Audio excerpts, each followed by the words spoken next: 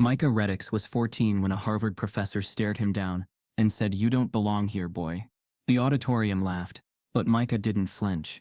Hours later, the internet exploded with a video that no one at Harvard wanted the world to see, and by morning, Micah's entire future was under attack. But what they found in his file changed everything. Before we deep dive into this interesting story, subscribe to our channel and tell us where are you watching from. Share in the comments below. The morning sunlight over Silvergrove had a softness that seemed to belong to another world. One far away from the pressure that would soon crush a 14-year-old boy standing on the edge of greatness. Micah Reddix had packed his backpack with deliberate care, sliding in 3 sharpened pencils, a brand new notebook, and the printed invitation that had changed everything.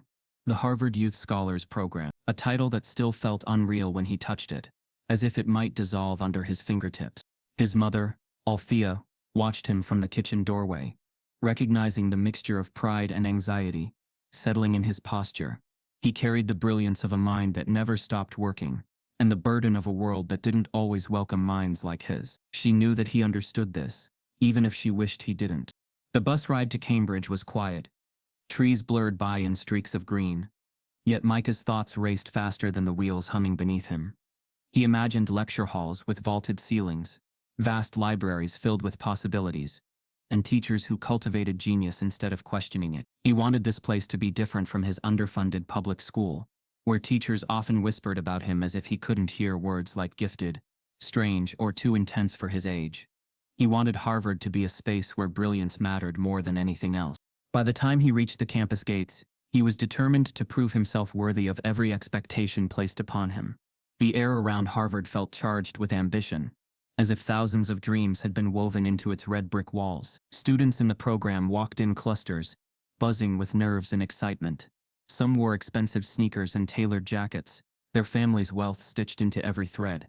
Micah, in his neatly pressed thrift store shirt, stood among them with quiet confidence. The grand auditorium was already filling when he entered. Light from the skylights flooded the room, casting long shadows across the polished floor. A banner stretched across the stage. Harvard Youth Scholars Program, welcoming the next generation of thinkers. Micah found a seat near the middle row, hoping it would offer the best view and the least attention. But eyes followed him, some curious, some dismissive, some openly surprised to see a black boy sitting alone among the children of legacy families.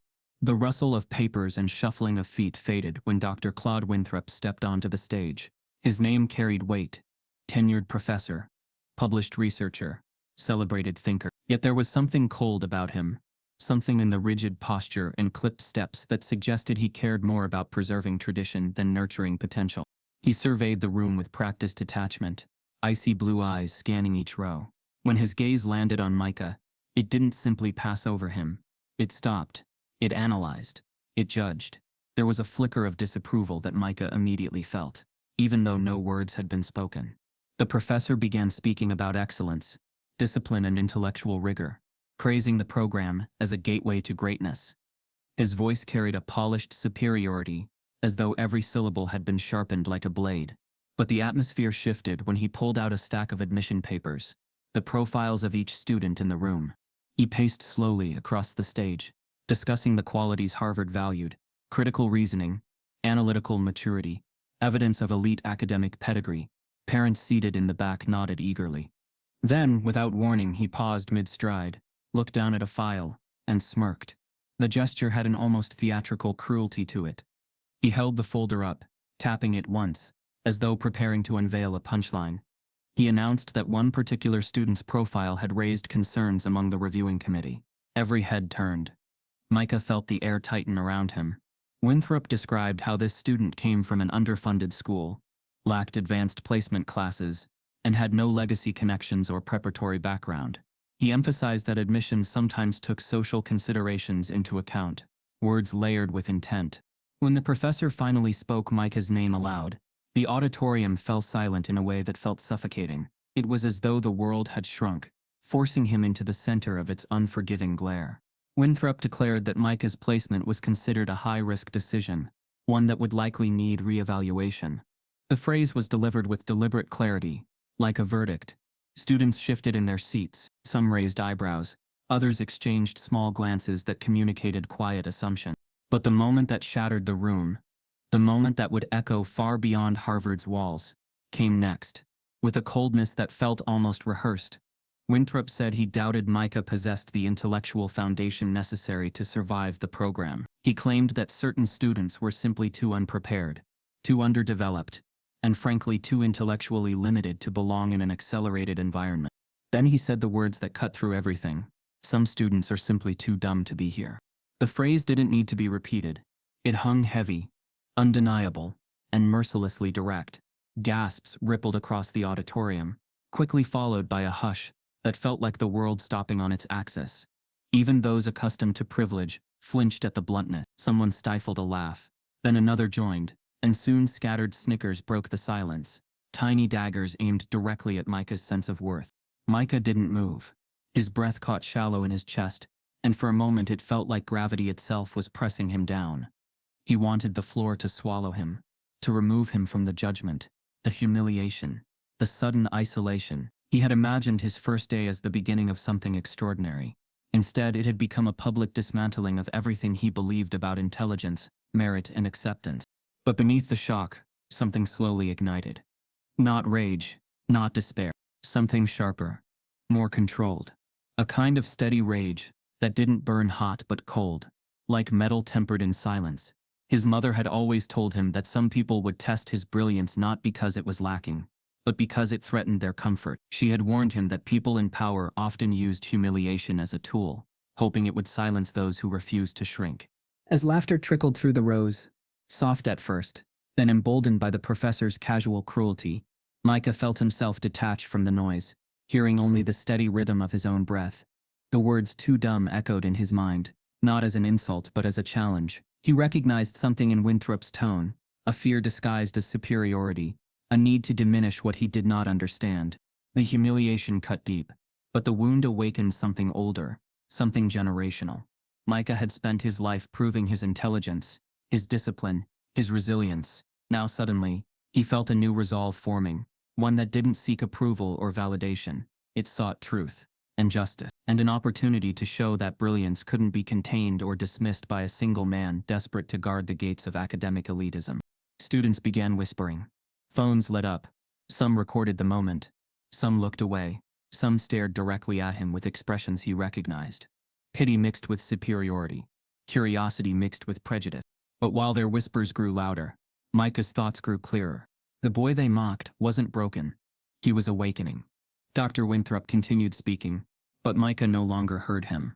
Instead, he watched the room as if from a distance, observing the shifting expressions, the subtle cruelty, the unspoken hierarchy that placed him at the bottom before he had even begun. His world had cracked, yes, but cracks let light in.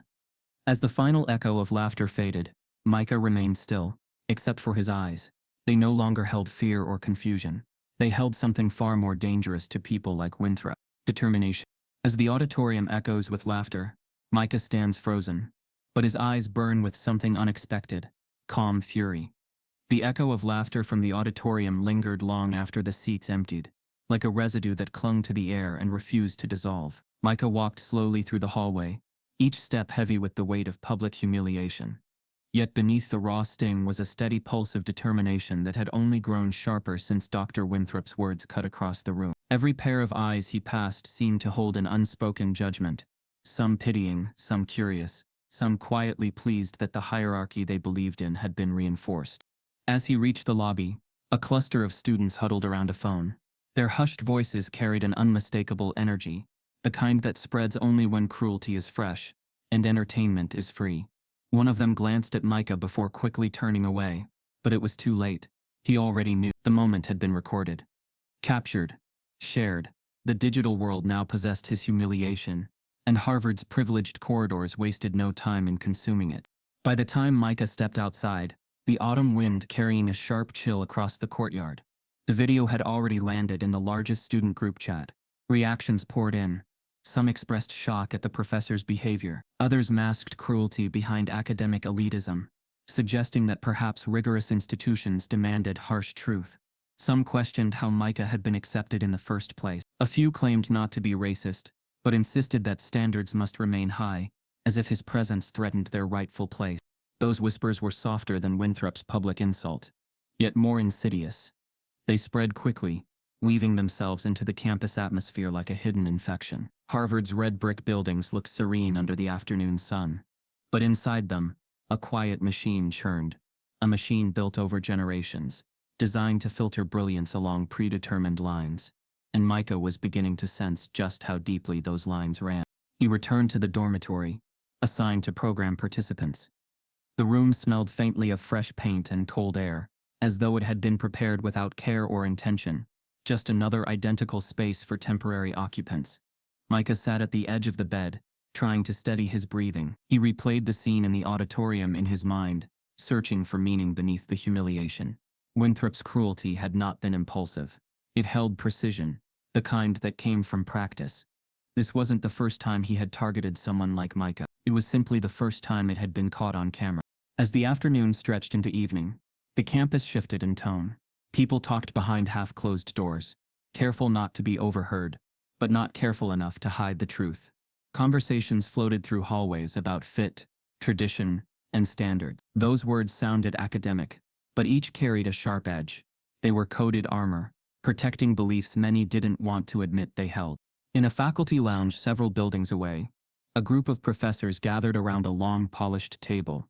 The discussion was framed as a concern for program integrity, but underneath lay a lingering discomfort about what it meant for a young black student to claim space in an institution many viewed as the pinnacle of intellectual superiority. They debated the value of merit-based selection, complaining quietly about how social pressure forced certain admissions.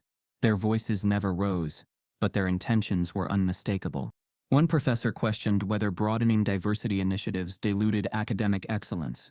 Another insisted that underprepared students often struggled, and that it was kinder, more humane, to guide them toward institutions better suited to their background. A third pointed out Micah's school district as evidence of limited academic exposure.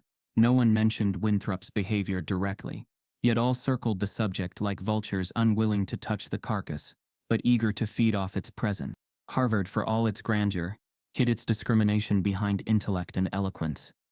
Racism didn't shout here. It whispered through polished hallways, wearing the mask of academic discourse. Meanwhile, in student common areas, gossip turned more venomous. Some wondered whether Micah would quit the program. Others speculated he would be removed. A few claimed the video misrepresented the exchange, insisting Winthrop was simply holding students to a high standard. These discussions spread with alarming speed, creating an invisible barrier around Micah before he had even attended his first class. Micah sensed the shift as soon as he walked into the dining hall that evening. Conversations softened when he passed.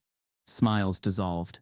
A seat beside him remained empty long after others were claimed. Even those who had initially seemed friendly now avoided eye contact, as though his presence carried a risk they couldn't afford to take. He understood that Harvard's social ecosystem operated on silent alliances, and he had been marked as an outsider before he'd even begun to dream of belonging. Yet the humiliation didn't crush him. It fueled him. Later that night, under the sterile glow of the desk lamp in his dorm room, Micah opened his notebook. He began writing, not about the embarrassment, but about the system surrounding him. He mapped the reactions, noted the coded language, analyzed the institutional responses. His mind, sharp and relentless, dissected the layers of behavior unfolding around him. Harvard projected itself as the pinnacle of open opportunity, yet everything he witnessed reflected a carefully maintained barrier, one built from centuries of exclusion disguised as tradition. He thought of his mother and the sacrifices she made to nurture his mind. He thought of his neighborhood, his school, the obstacles he had navigated just to stand inside these walls. He refused to let humiliation overshadow the truth he was beginning to uncover. There was a structure here, rigid and intentional, dictating who truly belonged and who was allowed in only as an exception, one to be scrutinized, doubted, or even ridiculed. Hours passed as he wrote, the page filling with observations that made the system clearer. Harvard wasn't merely a school, it was a gatekeeper, and the gates had been designed to remain closed to students like him. Still, the night brought a new heaviness. Exhaustion layered itself beneath his determination, pulling at his thoughts. He lay back on the thin mattress, staring up at the ceiling, as the distant sound of late-night chatter drifted from outside. Even in the quiet moments, he felt the weight of scrutiny pressing against him. It was as though the campus itself refused to let him breathe freely. But despite the tension closing around him, a strange sense of clarity settled in. The humiliation had lifted a veil he didn't know existed. He now saw Harvard not as a dream, but as a battleground, one where intellect alone wasn't enough. He would have to navigate prejudice disguised as principle, bias masked as tradition, and resistance cloaked in institutional politeness. Yet he felt ready, even eager to understand just how deep the discrimination ran. Near midnight, unable to sleep, Micah opened his laptop. He wanted to look at his schedule, double-check his assignments, focus on something practical.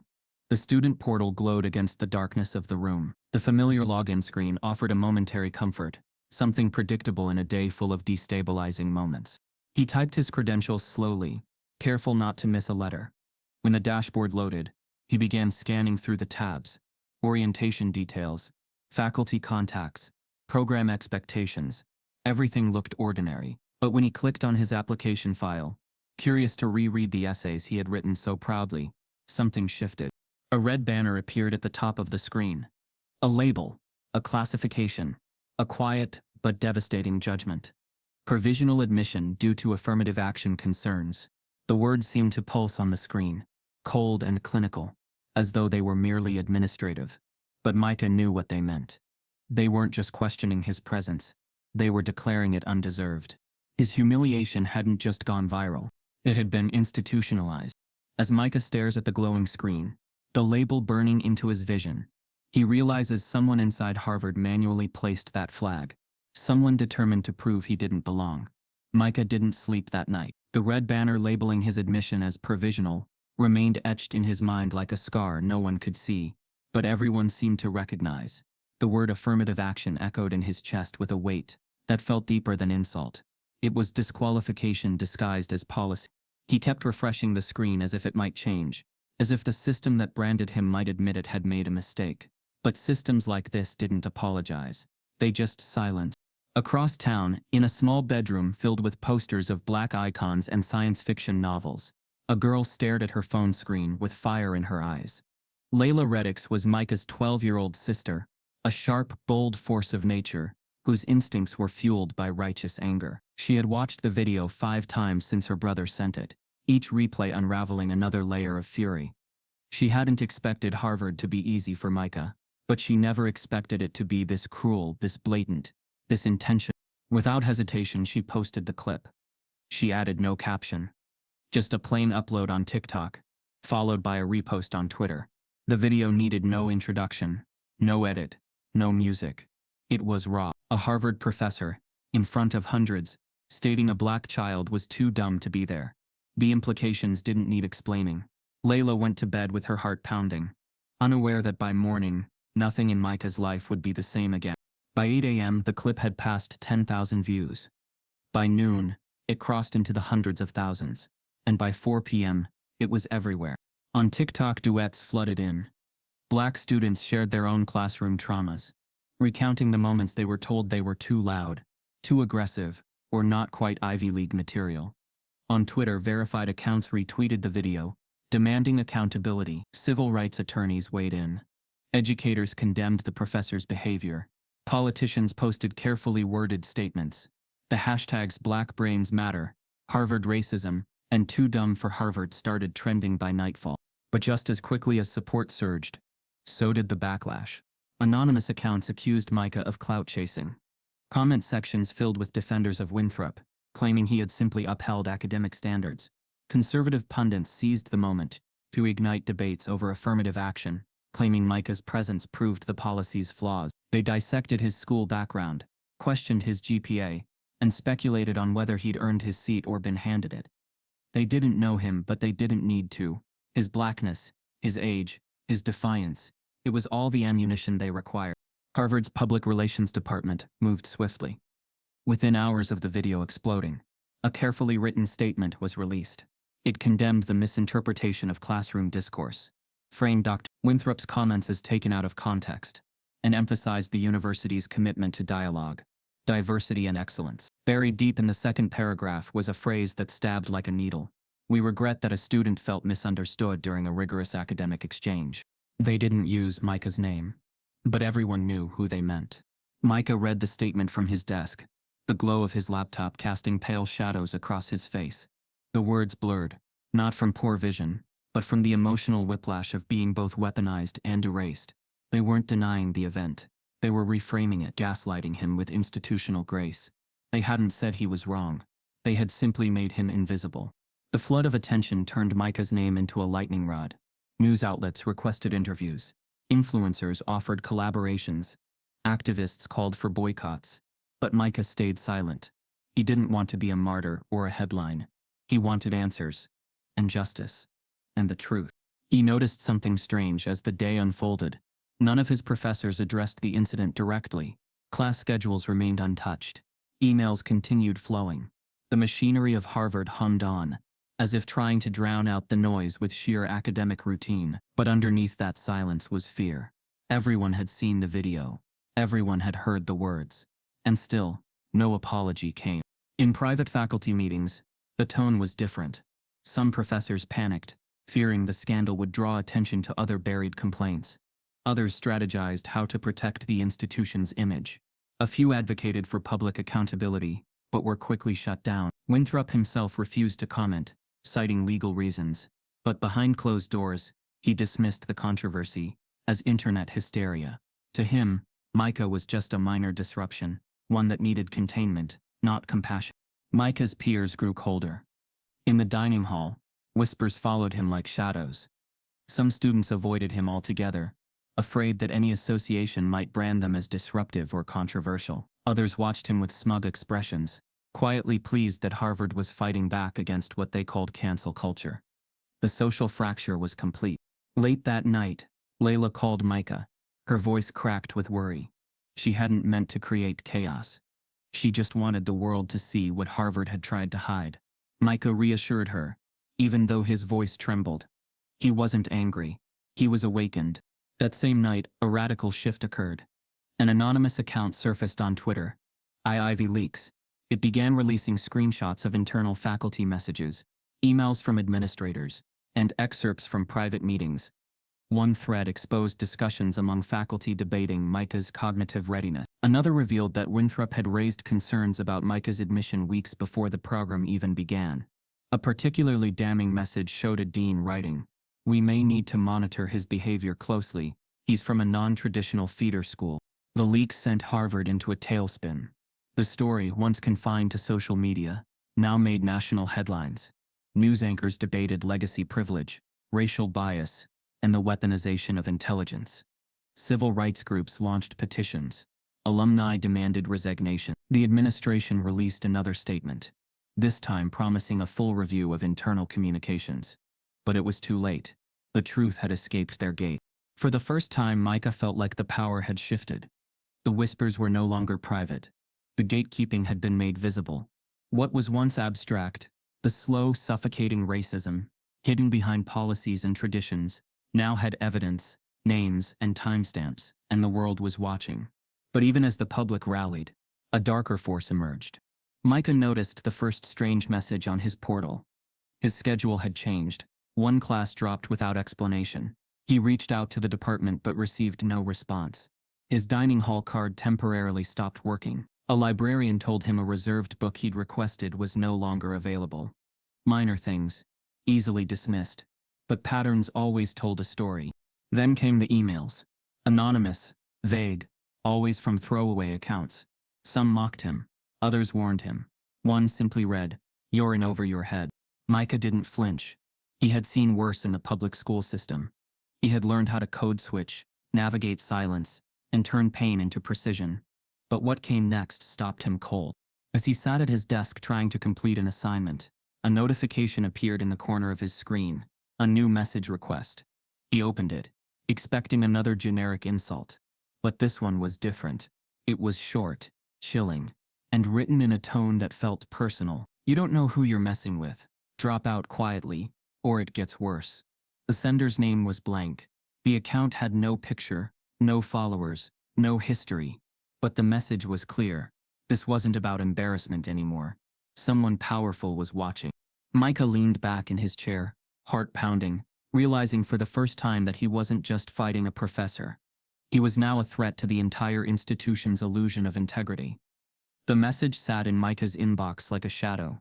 Short, faceless, threatening. You don't know who you're messing with. Drop out quietly, or it gets worse. It had no name, no photo, and no history, but the meaning was unmistakable. The moment he read it, a chill passed through his spine that no amount of logic could explain away. It wasn't fear that struck him. It was clarity. Someone, or some system, wanted him to disappear. And that meant he had become a danger not because he was wrong, but because he was right. He didn't delete the message. He saved it. The next morning, Micah stepped into the Winder library with a new mission. This wasn't about clearing his name anymore. This was about unmasking something bigger, something institutional, generational, and strategic. The word legacy had been whispered in passing during a panel discussion earlier that week, mentioned casually by a white student who joked about his grandfather's name being carved into the East Wing. The laughter that followed had felt exclusionary, coded and intentional. Micah remembered the smile that followed. Smug, proud, certain. So he began digging. He requested access to public admissions reports, starting with the last 10 years. The data was technically available, buried under layers of bureaucracy, hard to interpret, and designed to confuse anyone not trained in statistical parsing. But Micah had something those gatekeepers didn't expect. A mind sharpened by survival. A week into his research, he noticed a pattern that was too clean to be coincidence. Names flagged with legacy status consistently overlapped with lower academic indicators. Lower SET scores, lower GPAs, fewer AP classes. Yet those students had not only been admitted, they'd received glowing evaluations. Micah, on the other hand, with his perfect GPA, published science fair accolades, and top percentile test scores, had been labeled provisional. The deeper he went, the uglier it became. In a particularly damning file from a prior admission cycle, Micah discovered that over 43% of white students admitted that year were legacy applicants. Students whose parents or grandparents had graduated from Harvard. Some had submitted recommendation letters from senators, donors, and CEOs. One applicant had openly admitted to never taking calculus. Another had a criminal charge expunged before applying, a detail included in a footnote, then ignored. None of these applicants came from districts like Silver Grove. None had faced the humiliating scrutiny he endured on his first day. Micah started documenting everything. He created encrypted spreadsheets, categorized by year, race, GPA, and legacy status. He began highlighting the disparities, not just numbers, but names, stories, injustice etched into policy. But the real twist came when he compared how their applications were evaluated.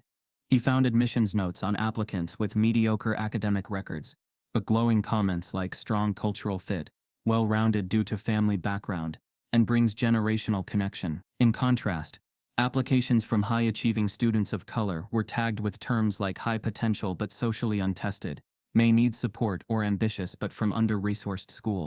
The language was polite, but surgical in how it cut down value. Every word a weapon. Every comment a clue. By the third week of his research, Micah stopped sleeping through the night. He couldn't. The weight of what he was uncovering didn't feel like homework. It felt like lifting the floorboards of an empire and finding rot beneath the polish. Still, he wasn't alone in his observations. An unlikely connection emerged. A student assistant in the registrar's office named Arjun, who had been watching from a distance since the video of Winthrop's outburst had gone viral. One afternoon, while Micah sat quietly reviewing admissions tables, Arjun slipped him a post-it with a single name, the benefactors list. Micah didn't recognize the term, but Arjun's eyes said everything. The list wasn't official. It didn't appear in public records. But it existed, stored on internal servers, viewable only by certain faculty and administrative staff. The benefactors list detailed applicants with ties to large donors, applicants whose admission wasn't just about legacy, but money. In exchange for building names and endowments, certain families received what amounted to guaranteed access. One student's family had built a new chemistry lab. Another's parents sat on the board of trustees. Their children's admission had been rubber-stamped, regardless of merit. Micah stared at the name on the post-it. One of them had mocked him in class last week, suggesting that people who didn't grow up with pressure don't understand real Harvard expectations. That same student had barely passed the last exam. His GPA was public knowledge, yet no one questioned his place. Micah's hands trembled as he realized the full scope of what was happening. Harvard hadn't simply failed him. It had built a system that rewarded connections over excellence. It preserved itself by uplifting the privileged and filtering out the inconvenient. His brilliance wasn't overlooked by accident. It was a threat by design. That night, Micah returned to his dorm late, his bag heavy with papers and files. The hallway was empty, echoing his footsteps with eerie quiet. He reached his room, slid the key in, and paused. Someone was waiting outside his door. An older black man, dressed in a faded Harvard maintenance uniform, stood quietly against the wall. His name tag read, W. Mays. His eyes carried a weariness Micah recognized, the kind of exhaustion that only came from years of being overlooked. Before Micah could speak, the man gestured for silence. He stepped closer, handed Micah a small object wrapped in a brown cloth, and leaned in with a whisper. "You didn't get this from me," he murmured, "but it'll show you how this place really works." Then he turned and walked down the hallway without another word. Micah unwrapped the cloth. Inside was a USB drive. No label, no logo, just a black, unmarked stick of potential truth. Micah felt the gravity of the moment settle over him. He had no idea what was on that drive, but he knew it wasn't meant to be found, and he knew it wasn't just data. It was evidence, possibly the kind that could tear the quiet walls of Harvard open from the inside. As Micah held the USB in his palm, a new notification buzzed on his phone. This one from an unknown number. "Delete what you found. There are consequences for disobedient minds." Micah didn't sleep the night he received the USB. He sat motionless at his desk, staring at the small black device resting beside his keyboard, his phone still vibrating from the threat that followed. The message was blunt. "Delete what you found. There are consequences for disobedient minds." The phrase lodged itself in his thoughts like splinters. Not just a warning, but a code. This wasn't just Harvard protecting its legacy. This was Harvard defending its power. He made a decision. He wouldn't open the USB on the campus network. Too risky. Instead, he waited until sunrise and walked 6 blocks off campus to a quiet library used mostly by senior citizens and visiting scholars. There, on a rented public access desktop, he plugged in the drive. What unfolded over the next 2 hours stunned him. The USB contained internal memos, confidential emails, and archived documents, decades worth. Some were marked, "Do not share" in bold red letters. Others bore timestamps from faculty meetings, where admissions decisions had been discussed in candid, unfiltered terms. He saw spreadsheets cross-referencing legacy applicants with donation records, but most damning were the faculty chat logs, a private Slack-like platform where professors, including Winthrop, joked about optics diversity tokens and playing the race card to shut down academic criticism. Micah copied everything. He didn't yet know how he'd use it, but he knew its power. For a few fleeting days, Micah felt something close to control. He moved quietly through campus, eyes sharper, posture straighter, aware that every handshake, every smile, every nod might hide something else. But he also noticed the shift. People watched him differently now. Students who had once waved in passing now turned away. Even professors seemed more mechanical when speaking to him, measured, cautious, hollow. It wasn't just discomfort. It was distance. Then came Skylar. She was one of the first students to approach Micah after the viral video broke. A sophomore majoring in political science, Skylar always presented herself as progressive, proudly aligning with campus movements and peppering her speech with terms like systemic injustice and intersectionality. She often sat beside Micah during lectures, and once told him she found his presence powerful, like living proof that Black genius is real. She had the right words. She knew how to perform outrage. But her interest felt rehearsed, like someone applying for moral credit. Still, Micah didn't push her away. He was tired, and allies, even performative ones, seemed better than none. They exchanged messages. She asked questions about how he was coping, what his plans were, how he felt about the backlash. She expressed solidarity, and even offered to connect him with a campus group focused on racial equity. Micah, cautious but curious, shared only pieces. Never the USB, never the files, but enough to trust her with fragments of his thoughts. That trust collapsed on a Wednesday morning. Micah arrived at his seminar to find the professor refusing to make eye contact. As he sat down, he noticed 2 students whispering. Then one pulled out their phone and showed the others something on the screen.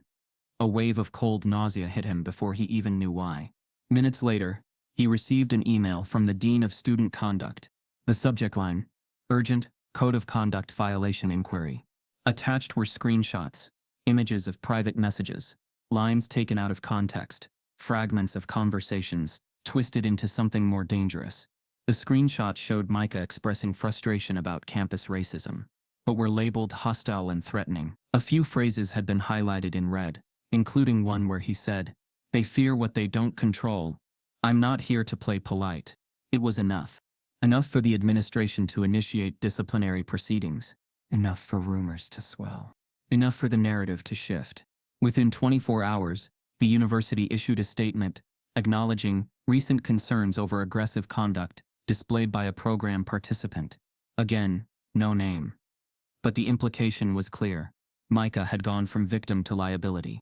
The social consequences were swift. Friends stopped responding to messages. Group project invites disappeared.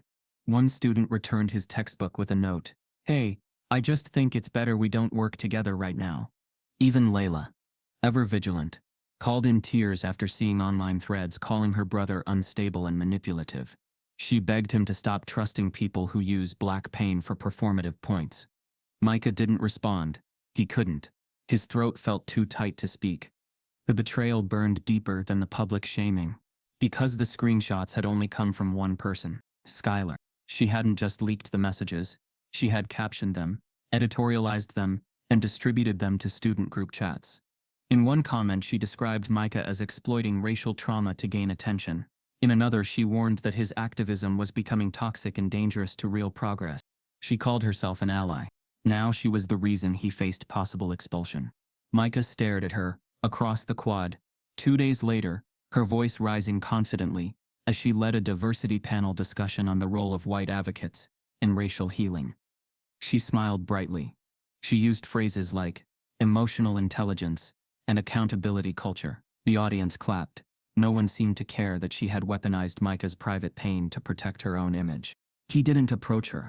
He didn't need to. Her betrayal had done something he didn't expect.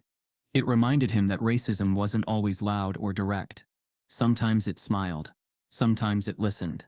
Sometimes it wrapped itself in borrowed language and called itself an ally. But in the end, it still upheld the very systems it claimed to dismantle. Micah returned to his dorm later that night, numb but focused. He powered on his laptop, opened a new folder, and began compiling evidence, not just of institutional failure, but of individual sabotage. He documented everything: names, dates, screenshots, patterns. The moment had passed for passive survival. It was building something now. A record, a rebellion, and then it happened. A new notification flashed across his screen. This one was public. A podcast episode just released.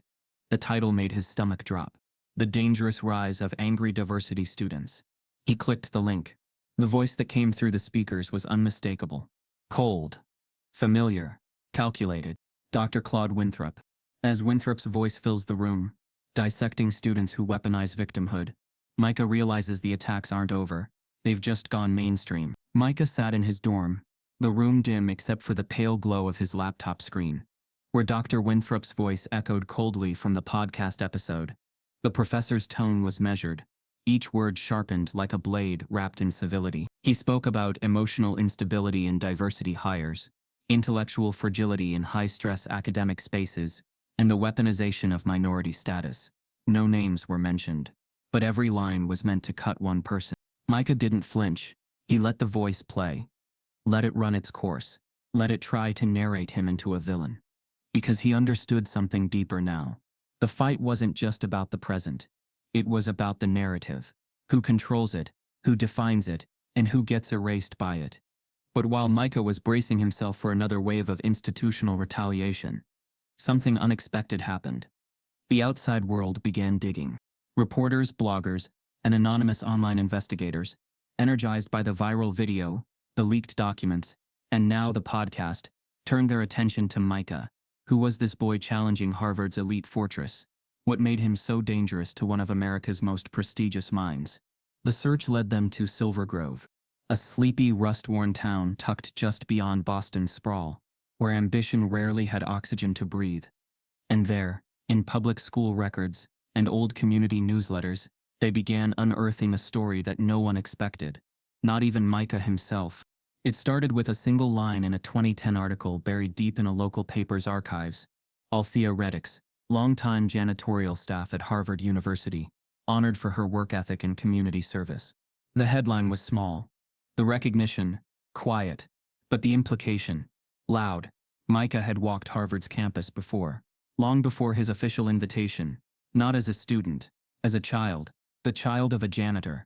When reporters confronted the university for comment, the silence was swift and strategic, but they didn't need confirmation. More articles surfaced, photos of Althea in uniform pushing cleaning carts down the very halls her son now walked with a student ID. Year after year she had scrubbed floors under plaques with donor names, cleaned offices where future leaders were mentored, and polished marble that no one imagined a woman like her could ever afford to touch as an equal. And all the while, a young boy sometimes waited in the break room, head buried in borrowed textbooks, quietly dreaming under fluorescent lights. The story ignited a new wave of interest. Micah wasn't just a black student at Harvard. He was a boy who had grown up in its shadow, a child of labor, a son of the forgotten, now fighting from the inside. The reaction was mixed. To some it was inspirational, a modern-day parable of perseverance. To others it was ammunition. Conservative outlets reframed the narrative, accusing Micah of manipulating public sympathy by playing the underdog. One anchor asked rhetorically, should personal struggle excuse aggressive behavior? Another speculated whether Micah had been coached by his mother to infiltrate Harvard and radicalize from within. Micah didn't respond to any of it, but inside, something shifted. He remembered the long nights his mother came home smelling of bleach and exhaustion, the calluses on her hands, the way she always told him to keep his head high, even when others tried to push it down. He had never asked her why she insisted on walking past Harvard buildings on their trips to Boston, even when it meant going out of their way. Now he understood. She wanted him to see where he belonged, even if she never got to. But Harvard, even now, was determined to turn inspiration into suspicion. The administration launched an internal review of Micah's conduct and prior associations. On paper it sounded like protocol. In practice, it felt like a search for weakness, a backdoor way to discredit his presence. They combed through old interviews, social media, public records, looking for anything that could frame him not as a student, but a disruption. And they found something. A long-forgotten digital archive. One that hadn't been touched in years. An old article from The headline read, "Former Harvard student expelled after making racism accusations against faculty." Micah saw the article only after it was sent to him anonymously. No message, no introduction, just a link. He clicked. The article described a graduate student named Langston Reed, a rising scholar from Silver Grove, who had accused multiple professors of racial bias during his third year at Harvard Law. He'd been described as brilliant but confrontational. According to the piece, he had filed a complaint after being denied publication in the school's law journal, claiming racial exclusion. The university had investigated. The article claimed the findings were inconclusive, but shortly after, Langston was expelled for violation of academic integrity. No other details were offered, no follow-up article, just silence, until now. Micah read the name, over and over. Langston Reed. He had never seen it printed before, never heard his mother say it. But he knew. This wasn't just some random former student. This was his father, the man whose name was never spoken in their home, the ghost in their family history, the blank line on every emergency contact form. He felt the floor shift beneath him. His father had been a Harvard student, and Harvard had destroyed him. The questions came fast, urgent, jagged. Why hadn't his mother told him? Why had she returned to clean the halls that once turned away the man she loved? And why had no one mentioned this before? He called her. She didn't answer. He called again. Still nothing. But deep down he understood. Some wounds were buried so deep they no longer bled. They just pulsed in silence, waiting for someone to dig them up. He shut his laptop and stared out the window, his reflection barely visible in the glass. He wasn't just fighting for himself anymore. He was fighting a system that had already tried to erase his family once. And it had almost succeeded. As Micah closes his laptop, a new email notification appears. Subject line, confidential, Langston Reed sealed file request. Micah stared at the email subject line glowing at the top of his screen. Confidential, Langston Reed sealed file request. The words were clinical and cold, yet they crashed into him with the force of something painfully intimate. The name felt foreign on the screen, yet familiar in the deepest part of him. Langston Reed. The man who had lived only in silence. The man whose absence filled his childhood more than any presence ever could. He didn't open the email right away. He couldn't.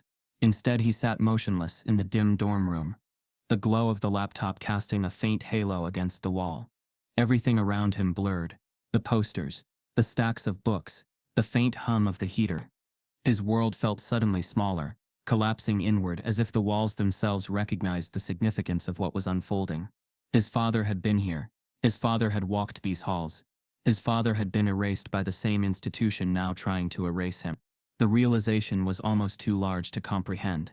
It felt like a door had opened inside him, a door he didn't know existed, one that led to a history sealed shut for reasons that suddenly made horrifying sense. He couldn't sit still any longer. Micah grabbed his coat, shoved his laptop into his backpack, and left the dorm.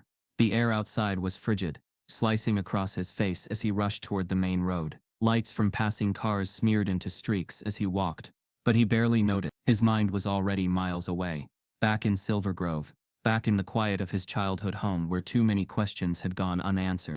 He didn't tell anyone he was coming. Not his mother, not his sister. The train ride felt endless. Every rattling of the tracks felt like an accusation. Every mile brought back memories, ones he hadn't realized were fragments of a larger story.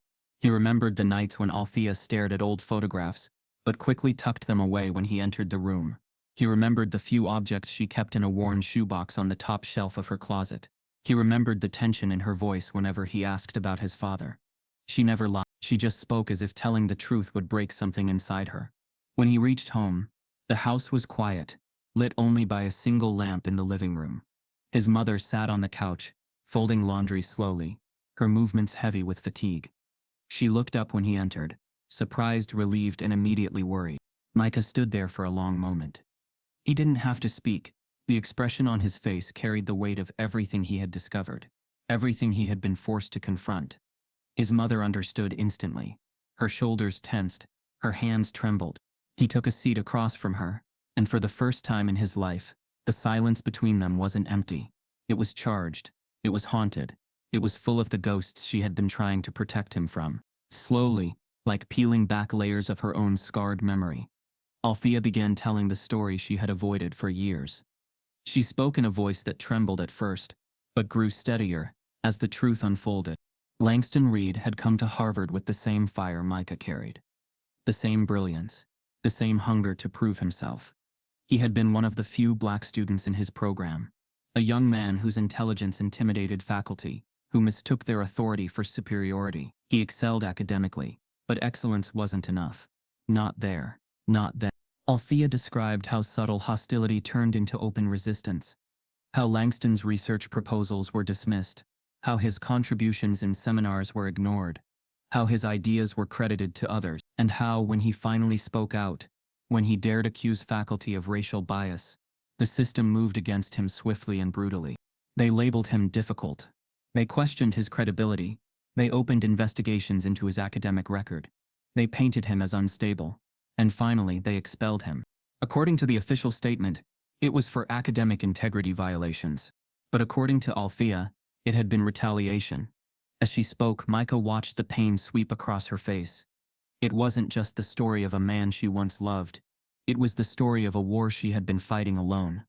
One she never wanted her son to inherit. She explained how Langston had spiraled afterward, how the expulsion crushed him, how the world became smaller and colder until he could no longer bear it. She didn't describe his final days in detail. Some memories were too raw to revisit. But she made one thing clear. She didn't hide the truth because she doubted Micah's strength. She hid it because she feared Harvard would crush him too. Micah felt something shift inside him. A hollow space he didn't realize he carried began to fill with pain. Yes, but also with clarity. The fight he was in didn't begin with him. It didn't begin with Winthrop's insult. It didn't begin with the admission flag or the leaked screenshots. It started decades before he was born. His father had tried to challenge the system. Now he was continuing the battle. The patterns were too precise to ignore, the tactics too similar. He wasn't just living through an injustice. He was living through its repetition. He sat there in silence, absorbing the truth that felt both heavy and inevitable. His mother watched him with worry etched into every line of her face. afraid this revelation might break something inside him. But instead of fracturing, Micah felt something else. Resolve. He stood and walked into her bedroom. She didn't try to stop him. She knew what he was looking for. The shoebox, the one she kept above her clothes, the one she never opened in front of him. He reached for it, feeling the weight of years in the cardboard's softness. Dust rose into the air as he carried it to the bed. His mother sat beside him, silent but trembling. She had kept this box as a memorial, a vault for the pain she couldn't release. She never expected her son to open it, but maybe she always knew he would. When Micah lifted the lid, time folded. Inside were scraps of a life silenced, photographs of Langston at Harvard, notebooks filled with careful handwriting, ID cards, letters, academic reports, and several folded pages yellowed with age. At the bottom was a manila envelope, unmarked, sealed. Micah reached for it slowly, as if the past itself might crumble at his touch. He opened it carefully, unfolding the brittle paper inside. A newspaper clipping slid out. An old article from 1995, the same year his father was expelled. But there was something else, a handwritten letter. The ink faded, the handwriting unmistakably his father's.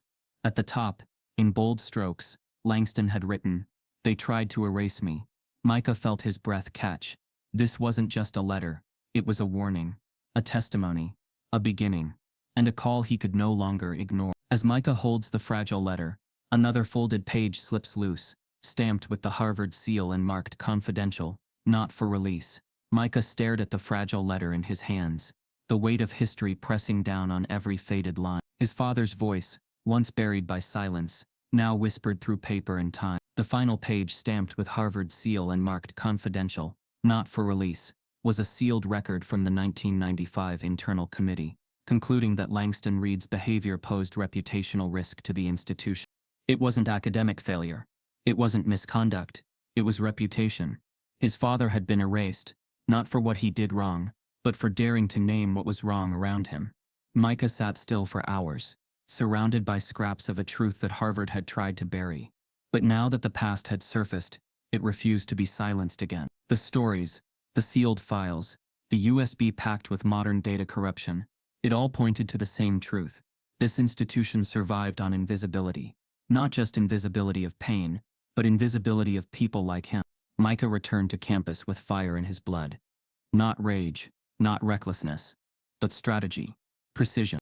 He understood now that silence was Harvard's most powerful weapon. It wrapped injustice in policy, buried racism beneath bureaucracy, and concealed exclusion behind polished brochures of diversity. But what could not survive the light was the illusion, and Micah was ready to turn that light on.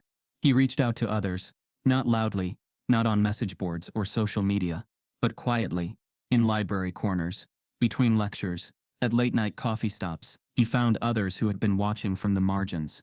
Black students, labeled too intense, Latino students punished for tone, first-gen scholars, quietly warned about being too outspoken. They all carried their own stories. All had been silenced in different ways, but now they had a common cause. Together they formed a plan. A protest unlike any the campus had seen, not with chants or picket signs, but with data, facts, and the very systems Harvard prided itself on. Micah began by pulling visuals from the USB color-coded graphs, showing racial disparities in grading over the last decade. Heat maps of housing assignments that consistently placed minority students in older dorms. Charts showing that tenured black professors made up less than 3% of faculty, despite decades of hiring initiatives. Then he combined it with his father's records, overlaying Langston's academic timeline with institutional responses. He made comparisons between past and present, showing that nothing had changed, only the language had evolved. They printed hundreds of high-quality posters, graphs, and data sheets. No names, no hashtags, no slogans, just facts, numbers, receipts. The night before midterms, while most of the campus slept, Micah and a dozen others moved like shadows. They posted the visuals across every major building, inside lecture halls, across library windows, on the doors of administration offices. The visuals didn't shout. They whispered with terrifying precision. They didn't accuse, they revealed. By sunrise, the campus had become a mirror Harvard could no longer avoid. Students walking to class stopped in their tracks. Professors froze before entering buildings. Deans found their office doors covered in statistics. No one could walk more than 20 feet without confronting the data. And unlike traditional protests, this couldn't be dismissed as emotion or bias. It was Harvard's own numbers, its own records, made visible. The reaction was immediate. The university scrambled. Emails flooded inboxes, urging students to remain calm and not engage with unauthorized postings. But the data spread faster than the administration could remove it. Students photographed the visuals and shared them across platforms. Alumni began tagging Harvard's official accounts, demanding explanations. National media picked up the story within 48 hours. The Ivy illusion. Students expose racial inequity through institutional data. The headline burned across headlines and morning broadcasts. Harvard's PR team issued a cautious statement acknowledging student concerns and promising transparency through dialogue. But behind closed doors, the panic was louder. Emergency meetings were called. Committees were formed overnight. Every department was told to review its public image. But none of it could undo the impact. Because the visuals had done something more powerful than protest. They had made the invisible undeniable. Micah remained anonymous through it all. No one knew where the files had come from. No one could prove who coordinated it. But the effect was seismic. And then came the unexpected collapse. Dr. Claude Winthrop, tenured, celebrated, untouchable, was placed on temporary leave. The announcement dropped on a Sunday afternoon, buried inside a campus-wide newsletter. No fanfare, no acknowledgement of wrongdoing. Just a line that said he would step away from duties to allow space for student healing. The campus exploded. Some cheered. Others protested, calling it unfair punishment of a beloved educator. A group of conservative alumni published an open letter defending Winthrop as a victim of anti-intellectual extremism. But the administration didn't respond. Their silence was strategic, calculated. Micah read the statement in his dorm, unmoved. He knew this wasn't justice. It was containment. Harvard hadn't listened. It had retreated. But even as the institution scrambled to control the fallout, Micah's focus sharpened. This wasn't about Winthrop anymore. He was a symptom. The real disease ran deeper, and Micah had only just begun the surgery. That night, as he returned to his dorm under the weight of everything unfolding, the halls were unusually quiet. The usual ambient hum of campus life had dulled, replaced by an eerie stillness. He pushed open the door to his building, already anticipating a night of planning the next move. And then he saw him. Standing casually in the lobby, under the soft glow of the overhead lights, was Dr. Claude Winthrop, smiling. No ID, no staff badge, no announcement. Just him standing there like nothing had changed, like he still owned the ground beneath his feet. Micah froze. Their eyes locked, and in that moment, the fight shifted again. Winthrop took a slow step forward, his voice quiet but loaded. Let's talk off the record.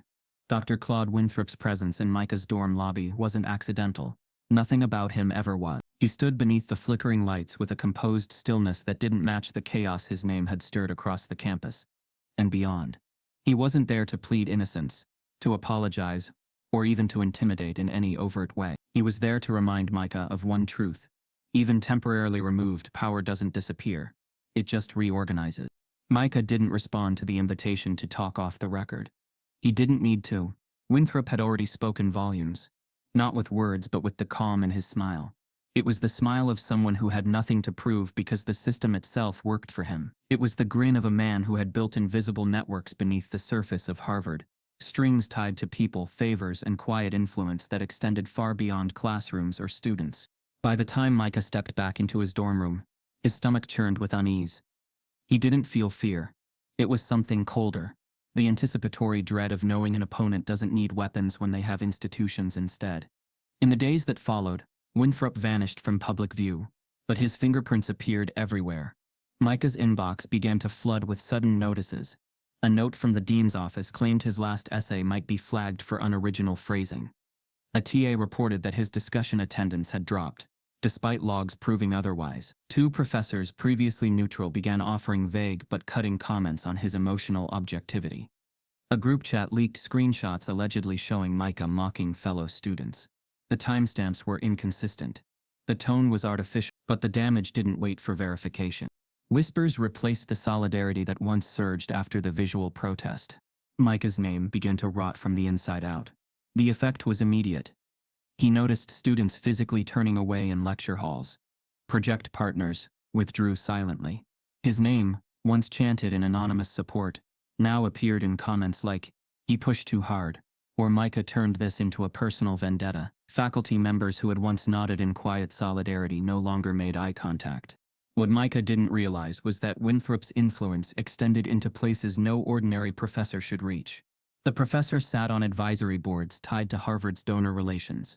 He had long-standing ties with development committees responsible for fundraising, scholarship allocation, and more importantly, disciplinary oversight. He advised 2 state politicians, mentored 3 rising academics, now shaping campus policy, at other Ivy League schools, and had a personal friendship with a former university president. He didn't need to be in the room to control it. He could simply whisper into the right ears. Then, as the smear campaign intensified, new rumors surfaced. A student in another department claimed to have seen Micah accessing files on a restricted server. An anonymous complaint reached the Office of Academic Integrity, alleging Micah had coordinated a campaign to expose confidential data with malicious intent. That same week, his campus library login was temporarily deactivated due to unusual network activity. The foundation began to crack. Micah fought to keep his footing, trying to counter accusations with facts, meeting with administrators, pleading for transparency. But policy worked differently when you weren't the one it was written to protect. Every meeting ended with polite detachment. Every appeal was answered with vague bureaucratic language. Every denial of wrongdoing was noted, then ignored. And still Winthrop remained unseen, but not inactive. One afternoon, while walking across the quad, Micah noticed 2 campus security officers standing outside the administrative building, staring at him too long, then speaking into radios. It wasn't paranoia, it was surveillance. A subtle reminder that silence could shift into force at any moment. The walls were closing in. Micah knew he had to act fast. The USB, the visuals, the sealed files, they were no longer enough. The game had changed. Winthrop wasn't trying to debate Micah. He was trying to erase him entirely. So Micah did the only thing left. He leaned on the truth. He scheduled a closed forum with a student journalism network. He compiled digital timelines, showing the progression of institutional retaliation. He forwarded copies of the original visuals, the files from the USB, and the sealed letter from his father's case. The student journalists listened intently. One of them cried during the interview. Another asked why he hadn't gone public sooner. Micah answered with measured calm. Because Harvard didn't listen to facts, it reacted to pressure. The forum went live. Articles were drafted. A full expose was planned, but none of it made it to print. The night before publication, the editor-in-chief received a cease and desist letter from the university's legal team. The reason: violation of institutional confidentiality and publication of unverified personal data. The student paper pulled the piece. The forum was deleted. All the files shared by Micah were removed from their servers. Silenced again. But Micah wasn't surprised anymore. The next morning, 1 week before finals, everything came to a head. Micah stepped into the library, carrying a stack of textbooks. He barely had time to reach the front desk before 3 campus police officers approached him. Their presence was swift, quiet, professional, but their tone was definitive. He was asked to step aside. Then he was told he was being detained. The charge? Suspicion of unauthorized access to restricted academic servers and data tampering. Micah didn't resist. He didn't speak. He knew better than to give them anything they could twist into a threat. He handed over his ID, his bag, his phone. Students nearby watched in stunned silence. One girl pulled out her phone to record, but an officer blocked her view. Within minutes, Micah was escorted off campus. No cuffs, no raised voices. Just efficient erasure. The story broke before dinner. A brief statement from Harvard read, "A student involved in a recent data incident has been placed under temporary suspension pending further investigation. The university will not comment on ongoing disciplinary actions." There was no mention of his name, but everyone knew. The protest momentum crashed almost overnight. Supporters grew silent. Some denied involvement. Others posted vague sentiments about holding space for both sides. The university framed the arrest as a technical issue, not a political one. And in doing so, they painted Micah as the one who had gone too far, just like they had with Langston Reed, just like they had with others before him. The cycle repeated, and it was working. As Micah sits alone in the holding room, the door creaks open, and in walks someone unexpected, holding a manila envelope with the Harvard seal and Langston Reed's initials. The holding room was quiet in a way that didn't feel peaceful. It felt padded, like sound itself was being muffled on purpose. Micah sat in the center, the chair too hard, the air too still, the clock ticking too slow. He didn't know how long he had been sitting there. Time inside these rooms stopped meaning anything. It wasn't punishment, it was erasure with better lighting. The door opened slowly, and a woman stepped in. She wasn't wearing a uniform. She carried a plain manila envelope under one arm and wore an expression that didn't match the rest of the staff Micah had encountered. Her eyes held knowledge, weight, and something else, recognition. She didn't speak. She set the envelope on the table, tapped it once with her fingers, then left without a word. Micah stared at it for a long time before touching it. It wasn't sealed. Inside were photocopies, scanned documents, notes in handwriting that made his chest tighten. The initials at the bottom of each page were unmistakable. L. Langston Reed, his father. The documents were pieces of a research project. Partially completed, partially redacted.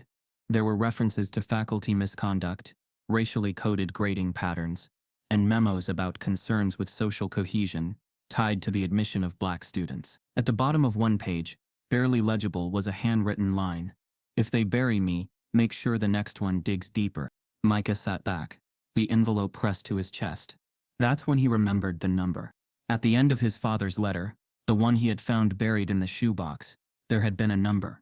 It wasn't labeled, just 10 digits written cleanly, as if Langston knew one day someone would be desperate enough to call. Micah pulled out the slip, hand trembling slightly. He reached for the landline on the wall, the kind with a thick cord and static hum, reminding him of another time. He dialed slowly, each ring stretched, and then a voice. Soft, firm, older than he expected.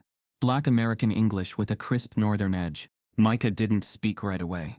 The woman on the other end didn't ask who it was. She didn't repeat herself. She just said, "I've been waiting for this call." Micah inhaled sharply. Zora Langley. He knew her name from the digital archives, from the half-erased mentions in academic footnotes. A former professor of American history, she had resigned from Harvard in 1996, citing institutional hostility.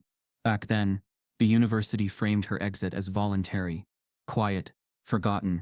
But the truth was different. Zora had been the only black female professor in her department. Brilliant, fearless, and one of the few faculty members who had believed Langston Reed when he raised concerns. They had worked together briefly, before everything unraveled. She had tried to help him submit his research through back channels, but the administration had shut it down, calling her emotionally compromised. She had vanished soon after. Until now.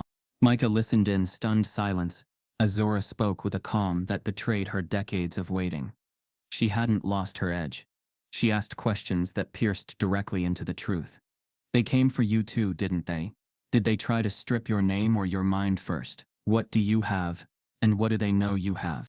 Micah told her about the USB, the sealed file, the protests, the arrest, and when he mentioned Langston's letter, she grew quiet. For a moment there was only breathing between them. Then she said the words that shifted everything. "I have the files your father died trying to protect." Micah's eyes burned. Zora explained. When Langston realized the university would move against him, he asked her to make copies of everything he'd found, everything he couldn't submit formally. She had taken them, hidden them, archived them in private storage across 3 states. For 30 years she had kept them in case this day ever came.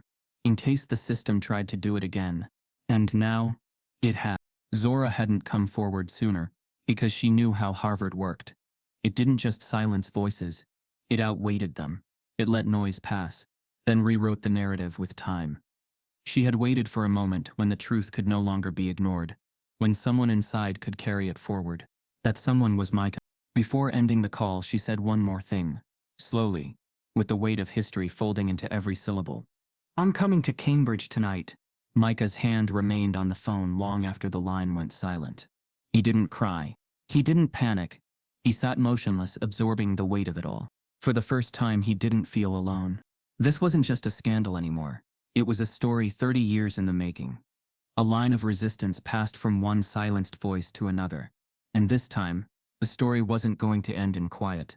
As Micah turns toward the window, A black car pulls into the station lot, and out steps Zora Langley, holding a locked briefcase and walking straight toward the front doors.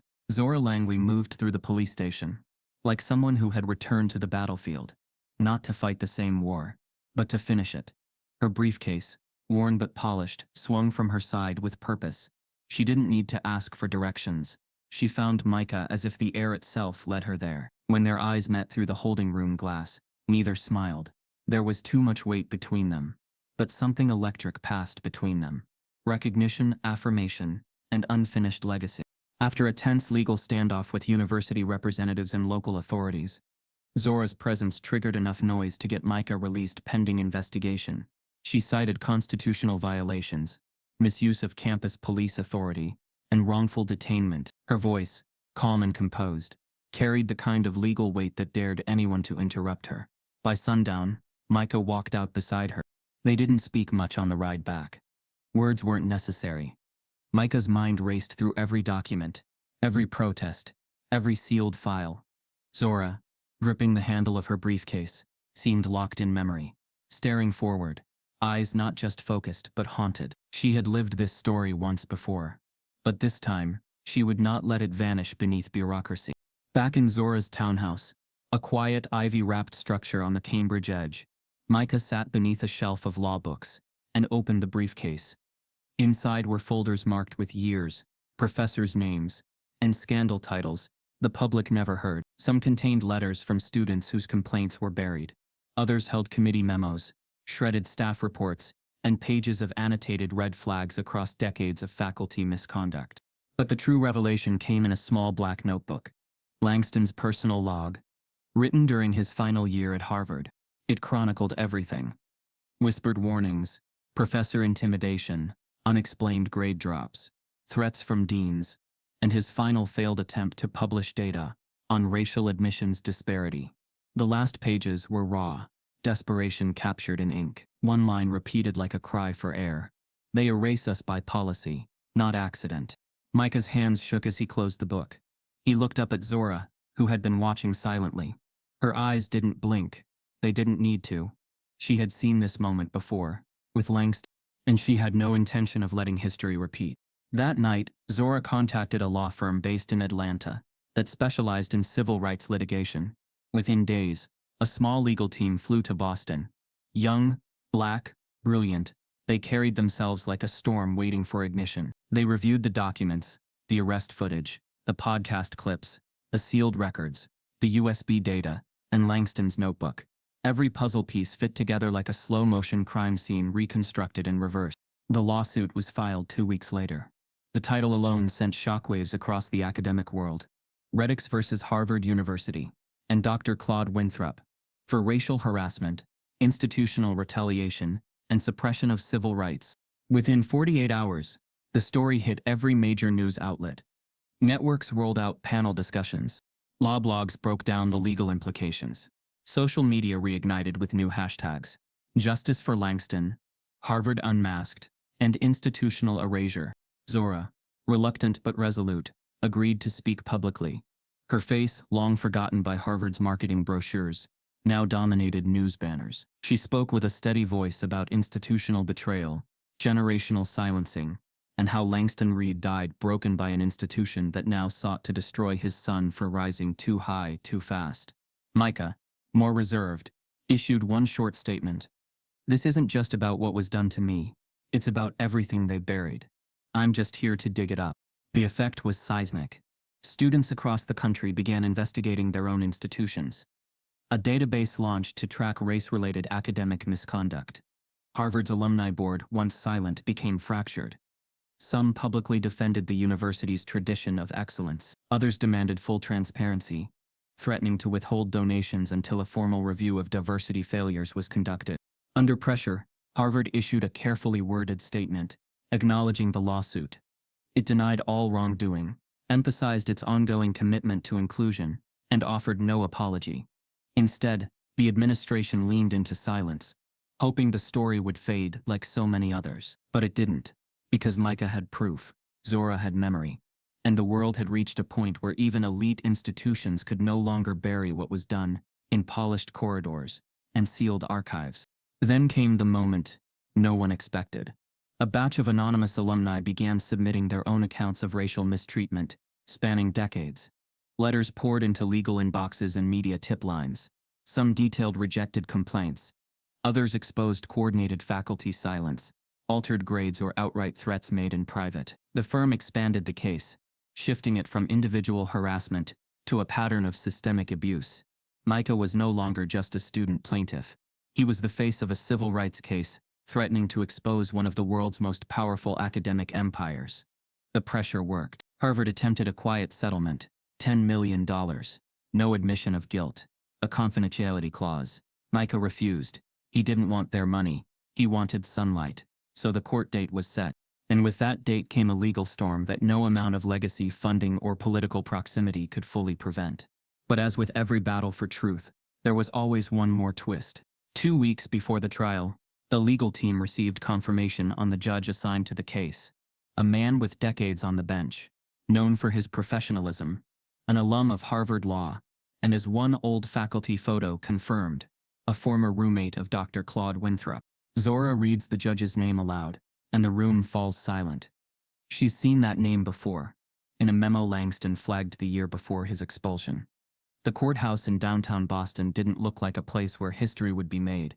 It looked clinical, cold, efficient, a building designed not to deliver justice but to contain it. Micah stood just inside the entrance, beneath high ceilings and marble pillars, watching security guards scan press passes and camera crews crowd the sidewalk outside. His breath came slowly, not from fear but from focus. This wasn't the end of a fight. It was the opening argument in a battle that would test the weight of truth against the armor of power. His legal team was sharp, dressed in simple grays and navy blues, more substance than flash. Zora stood quietly at his side, her presence like steel wrapped in memory. She hadn't come to witness this. She had come to finish what Harvard had tried to silence 3 decades ago. The courtroom filled with students, activists, alumni, and silent observers whose eyes held centuries of inherited silence. The judge, Honorable Richard L. Stone, entered the chamber with an air of restrained command. His expression never changed, even when his eyes met Micah's. Zora whispered to the lead attorney. "He's in Langston's notes, page 12. That judge signed off on the ethics committee that blacklisted him from publishing." The attorney nodded, but strategy had already shifted. They knew the odds.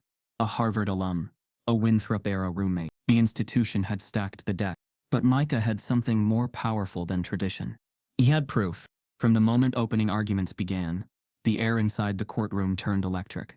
Micah's lawyers moved with precision, not rage. They presented the case methodically, beginning with data, admission patterns spanning 30 years, highlighting disproportionate legacy placements, coded application notes, and GPA disparities among racially diverse students. Next came the grading reports, pulled from sealed files, showing consistent penalization of black students for tone, attitude, or lack of polish. The language was legal, academic, and devastating. Then came the testimony. First, a former admissions officer, who had resigned after her superiors dismissed her concerns about race-sensitive filters. Then a retired professor who admitted that Langston's work had been quietly suppressed because he didn't know how to play the political game. Then an anonymous staffer, voice disguised, testimony submitted via video, who revealed that several current professors had pre-approved white legacy applicants based on donor ties, bypassing full committee review. Every moment of the trial added another fracture in Harvard's polished image. The defense, of course, pushed back with practiced ease. They framed Micah as disruptive. They described Zora as a longtime critic of institutional authority. They claimed the visual protest was a security risk, and insisted Winthrop's podcast was free academic speech. But then came the sealed memos. Micah's team moved to introduce internal documents, showing that Harvard's administration had preemptively labeled Micah a reputational risk before his first day on campus, tied not to his academic record, but his public school background and viral video potential. When those files were submitted, Judge Stone raised his hand and leaned forward. He declared them inadmissible due to chain of custody concerns. The courtroom erupted in whispers. Micah's attorneys objected. The judge remained stone-faced. But the students in the room had already seen the files. Some had recorded the entire segment. And despite a court ban on live coverage, leaks began to appear online. Screenshots, quotes, audio clips. Every moment the judge tried to suppress became digital fuel. By the next day, Twitter was flooded with hashtags, "Dan Harvard on trial," "Micah vs. Stone," and most damning, "Legacy Judge." The pressure mounted outside the courtroom as protests swelled on Harvard's campus, and beyond, civil rights attorneys flew in to watch the proceedings. Activists chained printed copies of the redacted memos to the university gates. Even some donors pulled statements of support until an independent audit could be promised. Inside the courtroom, the tone changed. The judge could no longer pretend this case was private. Every ruling was being scrutinized in real time. Every denial met with digital resistance. Then, in the third week of the trial, a name emerged in testimony that had not been previously linked: Dr. Claude Winthrop. Not just as an educator, but as a confidential consultant, listed in private development records as a strategic gatekeeper. It was revealed that Winthrop had personally advised on admissions for over 15 years, including students whose families had donated to named buildings. His podcast wasn't an outlier. It was policy in disguise. Micah sat through it all in silence, his face unreadable. But inside, he felt a shift, not of victory, but of truth rising too high to be ignored. And then, in a sudden move no one predicted, Harvard's counsel requested a private sidebar with the judge. When court resumed, a statement was read aloud: "Dr. Claude Winthrop has resigned from his tenured position, effective immediately." Gasps rippled through the chamber. Zora's hand closed around Micah's, but the moment of vindication didn't last. As court adjourned for the day, a breaking headline flashed on every phone screen in the gallery. Dr. Claude Winthrop files $25 million countersuit against Micah Reddix, alleging defamation and career sabotage. As the courtroom clears, Micah is served the papers, and inside is a name he never expected to see listed as a supporting witness for Winthrop: Skylar. Micah stared down at the legal document now lying on his lap, the ink still fresh, the name printed in bold on the final page. Skylar Hale listed under character witness for the defense. The courtroom buzzed behind him. Reporters flooded their feeds, phones buzzed like a hive. But none of it broke his silence. He had already felt betrayal from Skylar once, but this testifying in support of Winthrop, after all that had surfaced, was something colder, more calculated. She hadn't just left him behind. She had chosen the winning side, or what she thought was the winning side. Outside the courtroom, the narrative had spun beyond Harvard's control. National news outlets now camped outside campus gates. Protesters lined the streets in Cambridge. Students, alumni, faculty, and ordinary citizens who had seen their own stories reflected in Micah's. They held signs that read, "We were never welcome." Others plastered "Erased by Harvard" across Harvard Yard's walls, with chalk and digital projections that reappeared every time the administration washed them off. The pressure was mounting in all directions. Major donors began withdrawing quietly. Some pulled scholarships. Others halted building projects.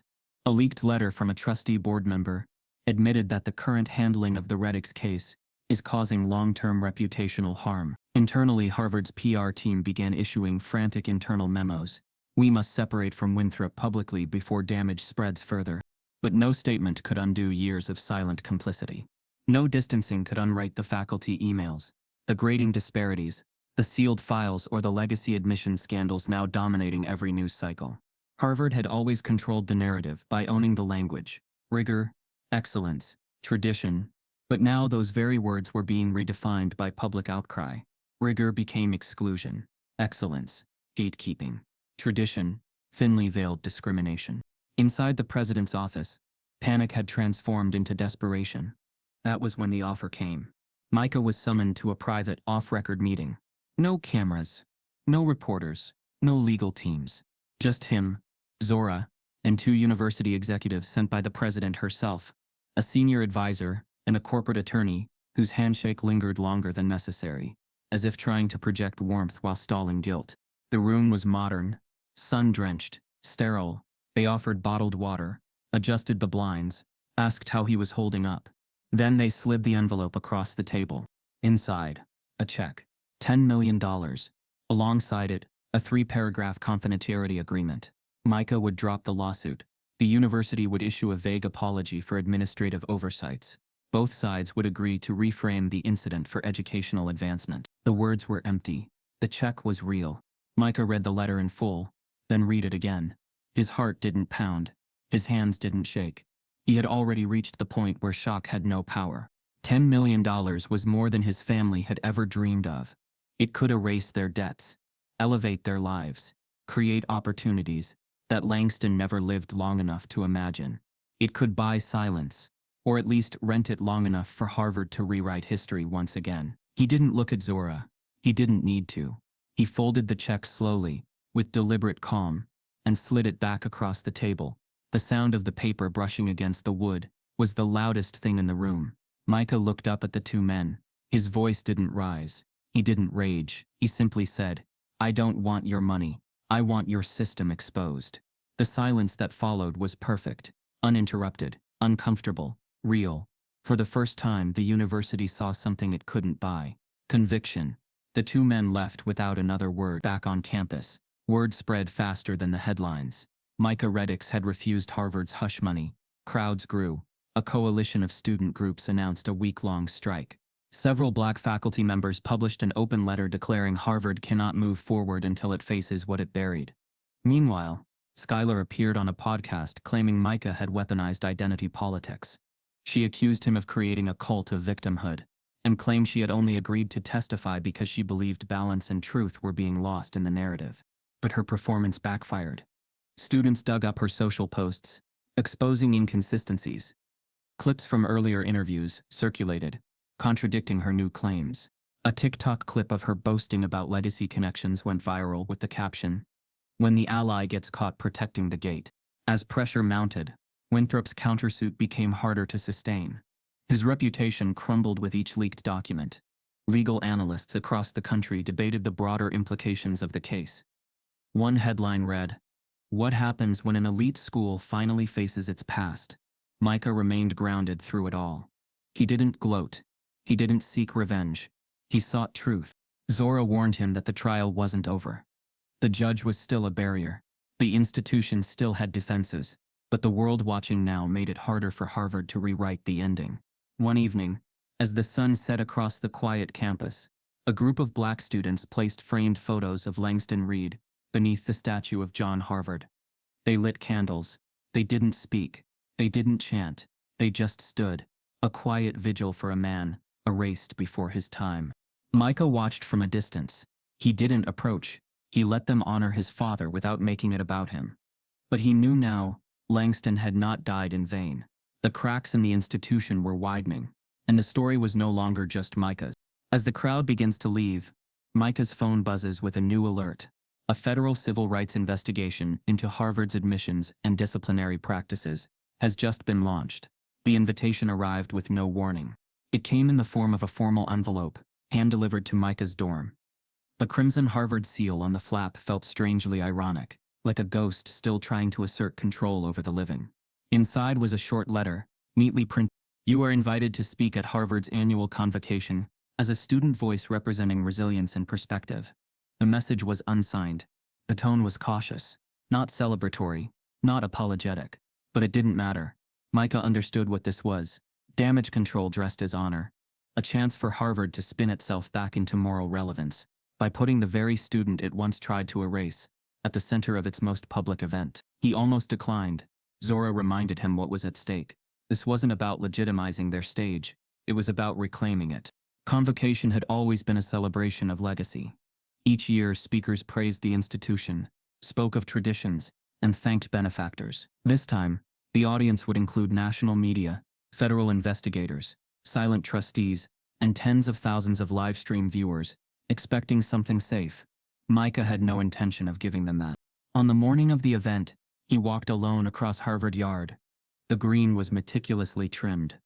The chairs, already arranged in symmetrical rows, faced a white stage with the university seal printed across its banner. The crowd was already thick with cameras, guests, and families. Professors sat toward the front. Students gathered in clusters, eyes scanning for something more than ceremony. Micah waited behind the curtain, as deans delivered predictable remarks about perseverance, excellence, and the transformational journey of academic life. Each line felt scripted, but behind the curtain, in Micah's pocket, was something real. His father's letter, the original fragile piece of history that had refused to die.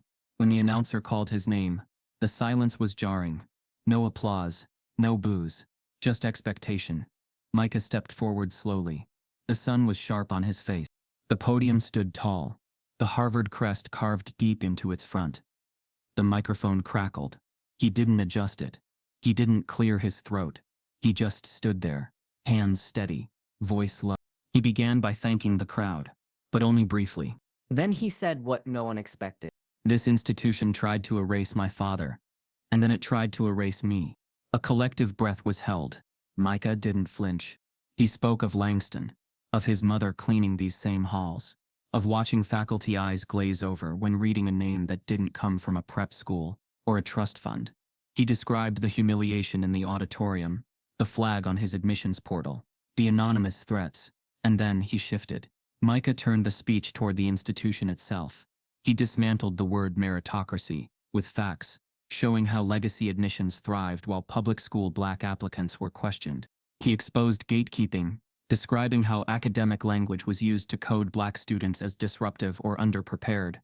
He paused after every example, letting the weight of each injustice land before continuing. No one interrupted. No one moved. Even the administrators sat frozen.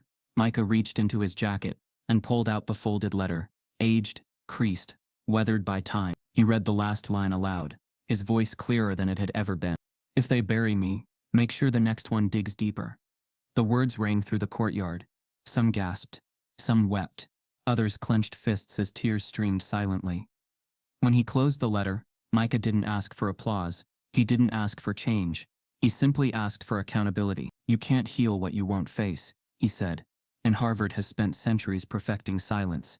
The crowd stood, not for tradition, not out of obligation, but because the truth had finally spoken. Professors rose with tears in their eyes. Students erupted in cheers. Some screamed. Some sobbed, not because they were shocked, but because someone had finally said it without apology. Micah stepped away from the podium slowly, letter still in hand, his father's voice stitched into history not by permission, but by persistence. As he exits the stage, a young black boy weaves through the crowd and grabs his hand, looking up with wide, tearful eyes. Because of you, he whispers. I know I belong. A year had passed since the burning silence of convocation, since the stage where Micah Reddix held his father's letter in trembling hands, declaring that light must penetrate shadows. In that time, lives had changed. Institutions had cracked, and what once seemed impossible began to feel inevitable. The morning of the audit announcement broke with a hush over campus, an almost reverent stillness. Students gathered in small clusters, whispering rumors and anxiously checking their phones. Administrators circulated hurried emails. Gossip replaced lectures. For once, prestige felt fragile. The result of the investigation: Harvard University's first full independent equity audit, commissioned by a coalition of internal and external reviewers, under public and legal pressure. The findings were damning. Decades of selective admissions favoring legacies and donors, systemic bias in grading, housing and faculty promotions, suppressed complaints of racial harassment, in some cases never even formally filed, explicit records of professors who coordinated to silence undesirable voices, admissions notes that coded public school black applicants under language about social fit, adjustment risk, or cultural mismatch. Within hours, tenured faculty began tendering resignations en masse. Some were quietly offered early retirement. Others left under public scrutiny, their names replaced by a growing list of former professors whose careers had become untenable. The stained legacy of silence unraveled, strand by strand. The administration, cornered and exposed, announced a sweeping overhaul. A new diversity and equity office was established. A transparent admissions board replaced the old closed-door committees. A permanent oversight council, including students, alumni, and external civil rights advocates, was formed to monitor grading fairness, housing equity, and faculty promotion practices. But for Micah, the change was personal and symbolic. In a modest rented office just outside campus grounds, he pinned up the first announcement of his new project, Reed Institute for Black Genius.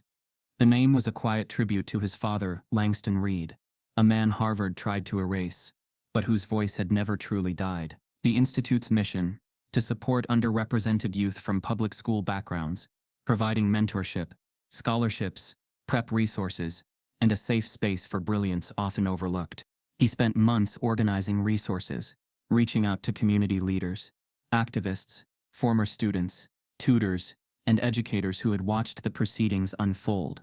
Many contacted him voluntarily, people who had once felt silenced, marginalized, afraid. The offer was simple, a chance to reclaim their dream through support the institution denied them, and the turnout exceeded expectation.